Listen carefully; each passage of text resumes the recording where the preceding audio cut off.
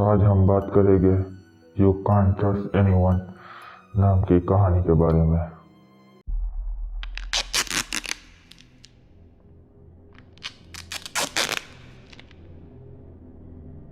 तो कहानी शुरू होती है इथन नाम के एक लड़के से। वो कॉलेज के दूसरे साल में होता है और तभी वहाँ पे एक नया एडमिशन शुरू होता है और उसमें एक जैक नाम का लड़का भी उस कॉलेज में आता है और उसकी और इथन की दोनों की दोस्ती बहुत अच्छी हो जाती है क्योंकि उन दोनों की पसंद एक जैसी थी, उनके शौक एक जैसे थे, इसलिए उसकी दोनों की अच्छी जमने लगी। उसी दोस्ती के बीच में एक साल कैसे गुजर गया कुछ पता नहीं चला और कॉलेज के दूसरे साल में एक एलिजा नाम की लड़की आई और उसने भी इन दोनों की टीम को ज्वाइन किया और जैक और एलिजा के बीच में प्यार सा हो गया और वो दोनों अपना एक दूसरे को बहुत टाइम देने लगे और इथन अकेला पड़ गया। जहाँ कहाँ भी जाए तो जैक और एलिजा हमेशा साथ में रहते थे और इथन अकेला सा महसूस करने लगा था। लेकिन एक दिन एलिजा नहीं आई थी कॉलेज में और जैक अकेला सा पड़ गया था। इथन उसके पास आता है और इथन उससे कहता है कि तुम ऐसा करो कि आज कॉलेज के बाद मेरे घर पे चलो, हम वहाँ पे वीडियो गेम खेलेंगे। तो जैक ने कहा नहीं, मुझे वीडियो गेम नहीं खेलना है। तो इथन कहता है कि तो चलो हम मूवी देखेंगे, पर जैक उसकी बात इग्नोर करने लगता है और इथन बोलते ही जा रहा था। तो इतनी देर में जैक का दिमाग खिसक जाता है और वो उसे गालियां देने लगता है और उसे धक्का मार के वहां से चला जाता है। इथन को लगता है कि शायद एलिजा और उसके बीच में कुछ झगड़ा होकर ऐसा कुछ हुआ है, इसलिए वो ऐसा बर्ताव कर रहा है और वो फैसला करता है कि वो रात को एलिजा को मिलने जाएगा। इथन एलिजा को मिलता है, एलिजा से पूछता है कि तुम्हारे और जैक के बीच में कुछ झगड़ा या ऐसा कुछ हुआ था। तो एलिजा कहती है नहीं, ऐसा तो कुछ नहीं हुआ। तो फिर जो सुबह सुबह कॉलेज में हुआ वो सब कुछ बताता है इथन और एलिजा कहती है नहीं, अभी तो वो मेरे साथ रह के और भी खुश होने लगा है, अब उसको और भी मजा आने लगा है, ऐसा तो कुछ हुआ नहीं है। तो इथन भी सोचने लगता है कि तो फिर ये सब कुछ क्यों हो रहा है। और देखते देखते 2 दिन बीत जाता है। 2 दिन के बाद इथन अपने घर पे बैठा हुआ होता है, तभी अचानक जैक यहाँ पर आ जाता है और उसके घर का दरवाज़ा जोर जोर से ठोकने लगता है। तभी इथन दरवाज़ा खोलता है तो देखता है वो जैक था। जैक बिल्कुल घबराया हुआ था। इथन उसके अपने रूम में ले जाता है और बिठाता है उसको भी। जैक से पूछता है क्या हुआ जैक। तो जैक कहता है मुझे यहाँ पर कोई नहीं ढूंढ पाएगा। वो ऐसे वाहियात सी बातें करने लगता है कि वो मुझे नहीं ढूंढ पाएगी ना। तब इथन पूछता है कि आखिर हुआ क्या है। इथन ने पूछा कि आखिर क्या हुआ जैक, कुछ तो बताओ। तो जैक कहता है मैं किसी पे भरोसा नहीं कर पाऊंगा, ना ही तुम पे और ना ही एलिजा पे।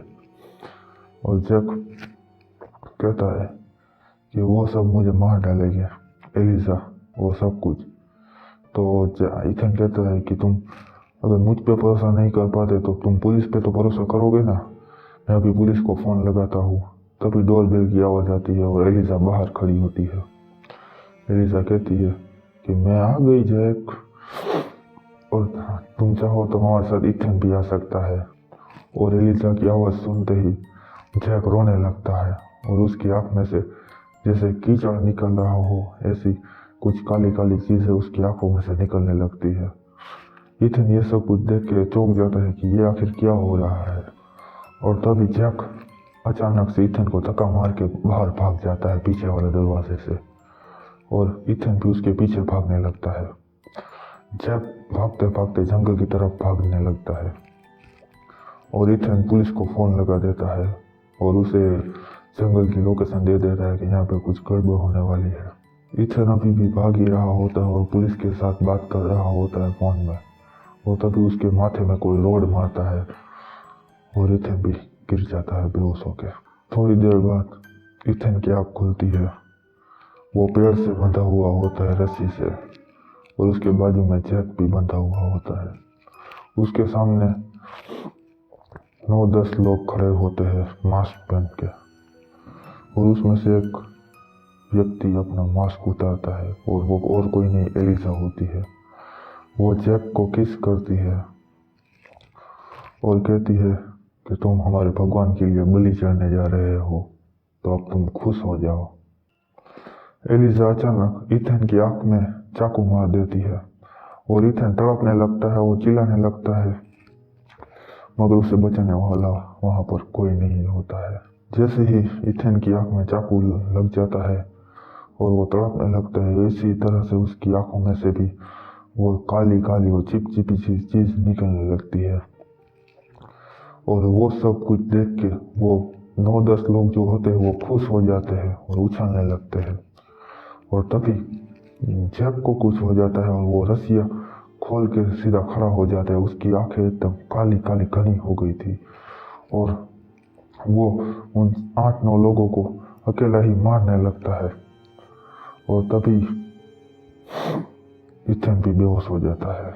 इथेन को होश आता है और वो देखता है कि एक पुलिस वाला वहां पे खड़ा होता है। इथेन खड़े होने की हालत में नहीं होता है, और पुलिस वाला उससे पूछता है कि यहाँ पर क्या हुआ। तो इथेन चारों ओर तरफ देखता है, और देखते ही उसे दिखता है कि वहाँ पे 8-9 लोगों की लाश पड़ी होती है। वो वही लोग होते हैं जो उसे थोड़ी देर पहले मारना चाहते थे। ये सब कुछ देख के इथेन घबरा जाता है और फिर से बेहोश हो जाता है, और वो 2-3 पुलिस वाले उसे उठा के एम्बुलेंस में ले जाते हैं और हॉस्पिटल में भर्ती करा देते हैं। थोड़े दिनों बाद